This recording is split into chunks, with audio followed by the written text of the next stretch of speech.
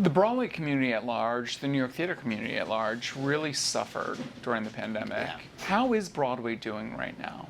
If you track the grosses, you can see we are really finally coming out of it. People were nervous, are we going to come back? People were faced with the reality, like, Broadway is not a given. We need to support it, we need to do the work. Broadway is so important for so many reasons, but as an economic driver of the city, as a creator of jobs, we employ close to 100,000 people, and for the investors and for just in the cultural space across the country, let alone New York City.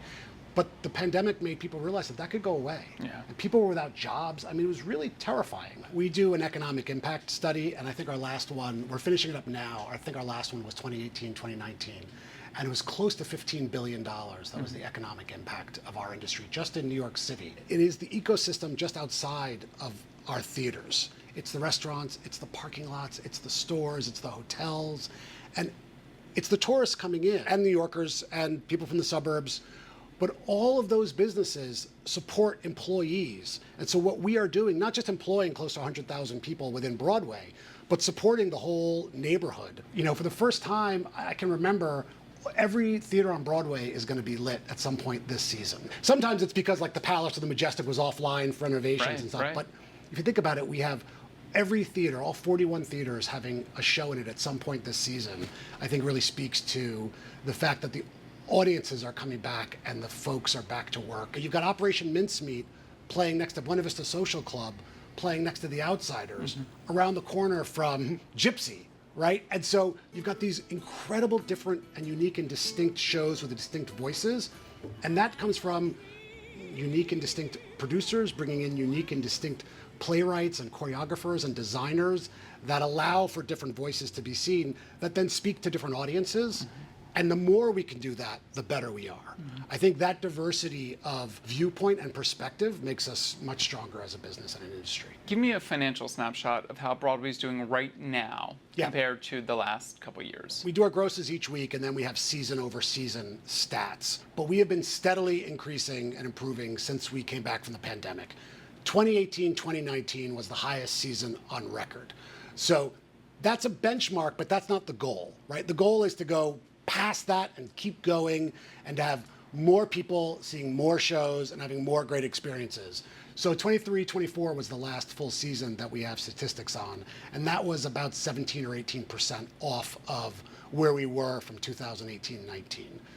Thanks to the season and the shows and the stars and the buzz and as I said, the number of shows that are back, we are not at 2018-19, but we're doing really well, and we're up significantly from where we were last year, and I think we're still continuing to build momentum. As of right now, we are up between gross and attendance 17 or 18% over last season, which is phenomenal. We've been slowly building since we reopened after the pandemic. We are still down just under 5% from 2018-2019.